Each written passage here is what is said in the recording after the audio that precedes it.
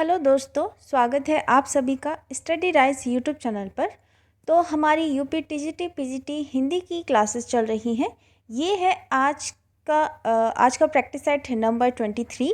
जिसने 22 नहीं देखे हैं तो वो लोग प्लेलिस्ट में जाकर देख सकते हैं।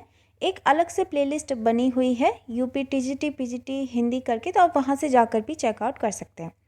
और जो आज का जो हमने टॉपिक लिया है, ये लिया है अलंकार। इसके बाद एक और वीडियो आएगी अलंकार की, फिर उसके बाद ये जो अलंकार वाला टॉपिक है ये बिल्कुल कंप्लीट हो जाएगा।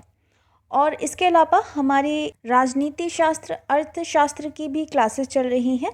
जो भी बच्चा उनकी तैयारी कर रहा है तो यूट्यूब चैनल से ज़रूर जुड़े। तो चलिए फिर आज की वीडियो स्टार्ट करते हैं। तो आज का जो हमारा क्वेश्चन है, क्वेश्चन नंबर 71। सम सुवरन सुख माकर सुखद न थोर, सिय अंग सखी कोमल कनक कठोर। इस छंद में प्रयुक्त अलंकार है।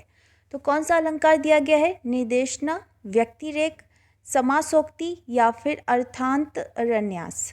तो इसमें कौन सा अलंकार दिया गया है? सम सुवरन सुख माकर सुखद न थोर, सिय अंग सखी कोमल कनक कठोर।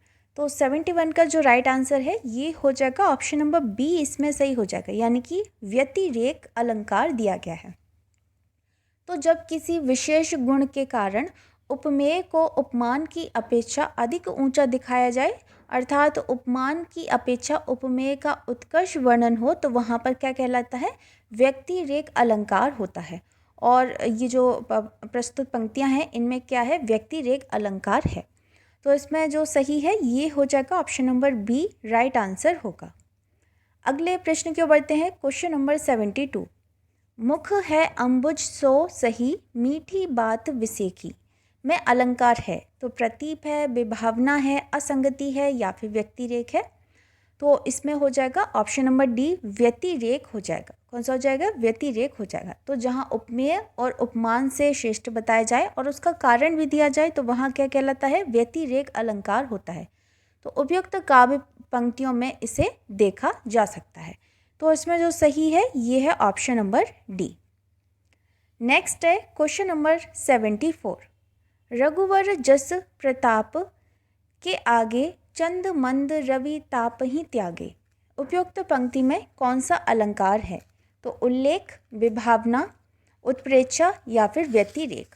तो कौन सा अलंकार है? 74 का राइट आंसर क्या होगा? ये हो जाएगा ऑप्शन नंबर डी, व्यतिरेक अलंकार है। कौन सा है? व्यतिरेक अलंकार है। तो देखो, प्रस्तुत पंक्तियों में व्यतिरेक अलंकार है। यहाँ पर राम का गुण उपमेय और चंद्रमा तथा सूर्य के गुण उपमान से आधिक्य दिखाया गया है, यानी कि उत्कर्ष दिखाया गया है। तो इसमें क्या हो जाएगा right answer? Option number D. Next है क्वेश्चन नंबर 75। जन्म सिंधु पुनि बंधु विष, दिन मलिन सकलंक, सिय मुख समता पाव किमि, चंद बापुरो रंक। पंक्तियों में कौन सा अलंकार है? तो अनन्यव्यय है, रूपक है, उत्प्रेक्षा है या फिर व्यतिरेक है। तो कौन सा अलंकार है इसमें? तो ये है ऑप्शन नंबर डी, व्यतिरेक अलंकार दिया गया है। तो इसमें भी वही बात कही गई है। तो जहाँ उपमेय में उपमान की अपेक्षा कुछ विशेषता दिखाई जाए तो वहाँ क्या होता है? व्यतिरेक अलंकार होता है। अच्छा, समुद्र मंथन के 14 रत्नों में से चंद्रमा का भी जन्म हुआ था। प्रस्तुत पंक्ति में चंद्रमा के बारे में कहा गया है कि खारे समुद्र में इसका जन्म हुआ, विष इसका भाई है, दिन में यह तेजस हो जाता है और कलंक से भी भरा हुआ है। बेचारा गरीब चंद्रमा सीता के मुख की बराबरी कैसे कर सकता है। तो यहाँ उपमान से सकारण उत्कर्ष दिखाया जा रहा है। तो अतः यहाँ पर कौन सा अलंकार है? तो ये है व्यतिरेक अलंकार दिया गया है। तो इसमें option number D right answer होगा। अगले प्रश्न की ओर बढ़ते हैं। Question number 76। जन्म सिंधु पुनि बंधु विष, दिन मलिन सकलंक, सिय मुख समता पाव किमि, चंद बापुरो रंग। इस उद्धरण में अलंकार है तो क्वेश्चन रिपीट हो गया है। तो कौन सा हो जाएगा? असंगति है, व्यतिरेक है, अनन्यव्यय है या फिर प्रतीप है। तो ये है ऑप्शन नंबर बी, व्यतिरेक। नेक्स्ट है क्वेश्चन नंबर 77। नित्य प्रिय पुण्यो ही रहे आनन ओप उजास।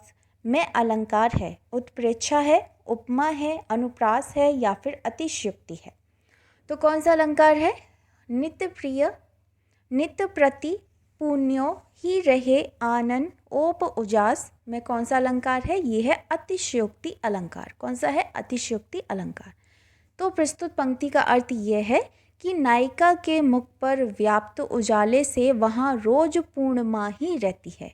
यानी कि जो उसका मुख का, जो उसके चेहरे का जो सौंदर्य का जो वर्णन किया गया है वह बड़ा चढ़ाकर वर्णन किया गया है। तो यहाँ पर इसलिए कौन सा अलंकार हो जाएगा?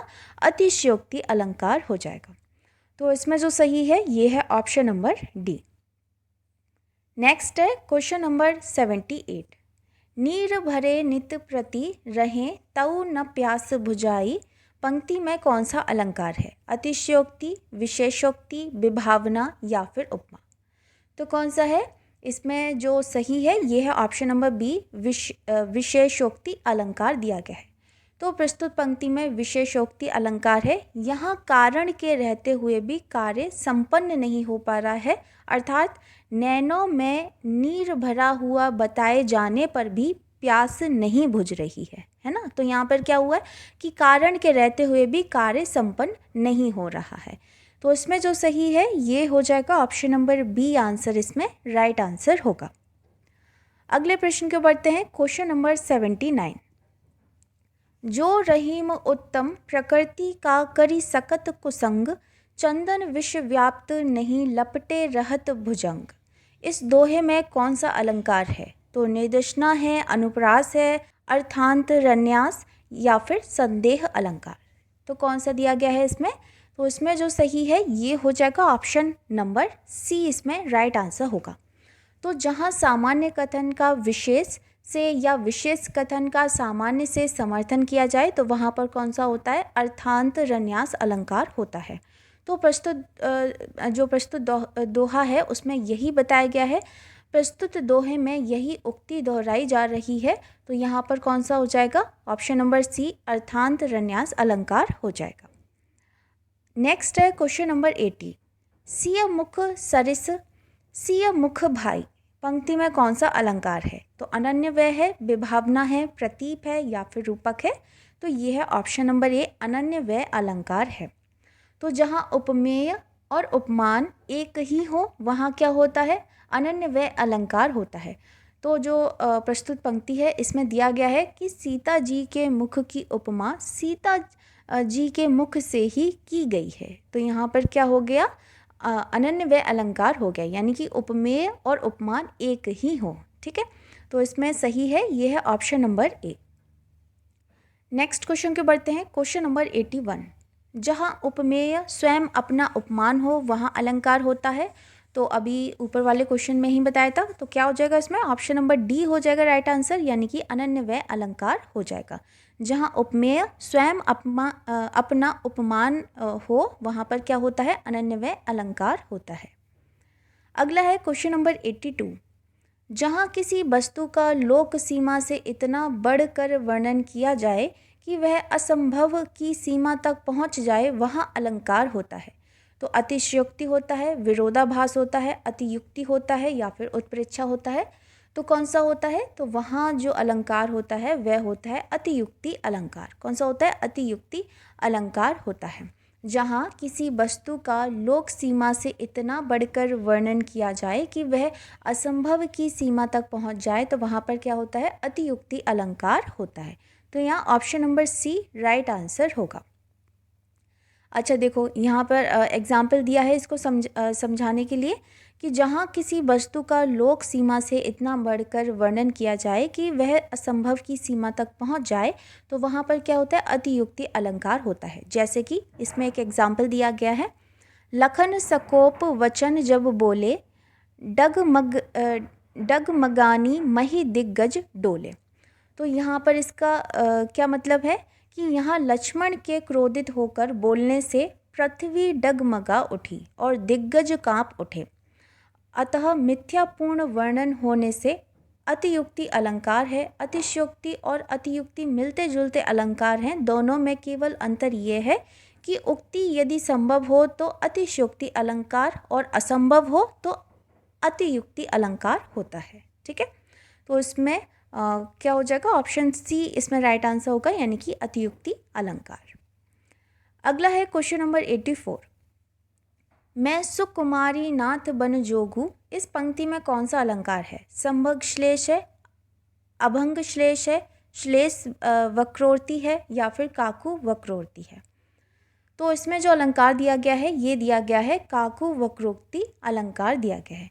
मैं सुकुमारी नाथ बन जोगू, तुम ही उचित तप मोह कहूँ भोगू। तो इसमें काकू वक्रोक्ति अलंकार है, जहाँ कहे हुए वाक्य का कंठ की ध्वनि से विशेषता से दूसरा अर्थ ग्रहण किया जाता है।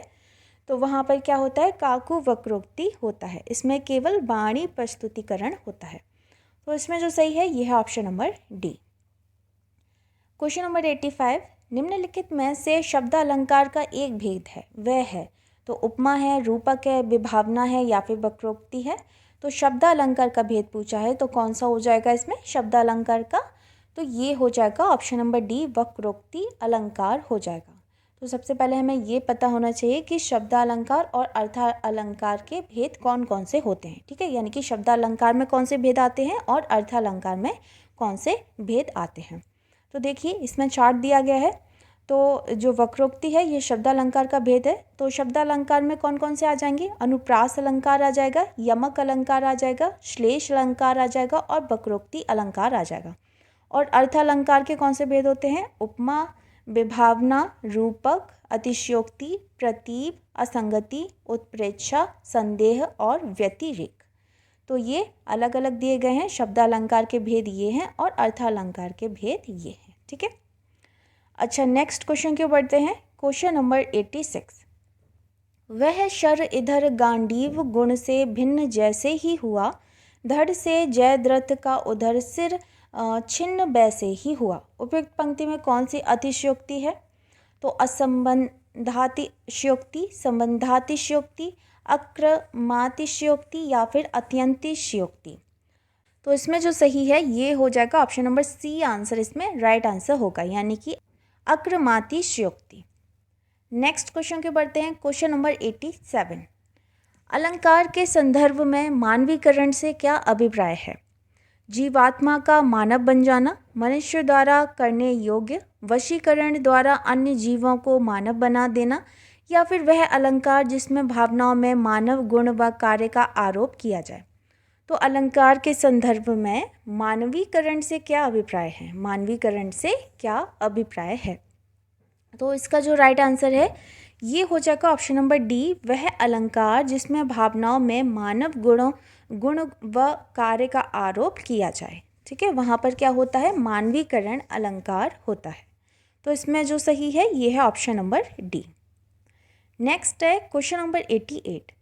किसी युक्ति से समर्थित की गई बात में कौन सा अलंकार होता है? व्यतिरेक होता है, प्रतिवस्तुपमा होता है, दृष्टांत होता है, या फिर काव्यलिंग होता है? तो कौन सा होता है? ये होता है ऑप्शन नंबर डी, काव्यलिंग होता है। कौन सा होता है? काव्यलिंग होता है। तो जहाँ किसी युक्ति से समर्थन का कारण बताया जाए और वहाँ काव्यलिंग अलंकार होता है, वहाँ पर क्या होता है? काव्यलिंग अलंकार होता है। तो यहाँ पर जो सही है ये हो जाएगा ऑप्शन नंबर डी आंसर, इसमें राइट आंसर होगा। क्या हो जाएगा? Option number D. अच्छा अगला है क्वेश्चन नंबर 89। उत्तरी नहाए जमुन जल जो शरीर सम श्याम, पंक्ति में कौन सा अलंकार है? उपमा, प्रतीप, विशेषोक्ति या फिर विभावना?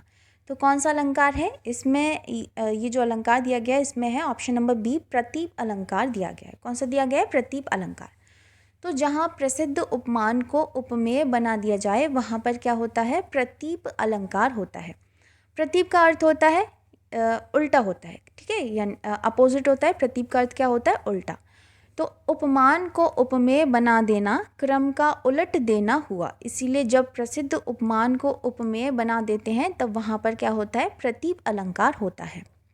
तो इसमें जो सही है ये है ऑप्शन नंबर बी। नेक्स्ट है क्वेश्चन नंबर 90। उत्तरी नहाए जमुन जल जो शरीर सम श्याम, काव्य पंक्ति में कौन सा अलंकार है? तो विभावना है, व्यतिरेक है, विशेषोक्ति है या फिर प्रतीप है? तो इसमें क्या हो जाएगा? इसमें जो सही है ये है ऑप्शन नंबर डी इसमें राइट आंसर होगा। कौन सा हो जाएगा? ऑप्शन नंबर डी इसमें राइट आंसर हो जाएगा। तो दोस्तों ये थी आज की वीडियो अगर आपको पसंद आती है तो वीडियो को लाइक कमेंट शेयर ज़रूर करें, और जो भी बच्चा चैनल पर पहली बार आया है तो चैनल को ज़रूर सब्सक्राइब करें। मिलते हैं नेक्स्ट वीडियो में नेक्स्ट टॉपिक के साथ। तब तक के लिए थैंक यू सो मच।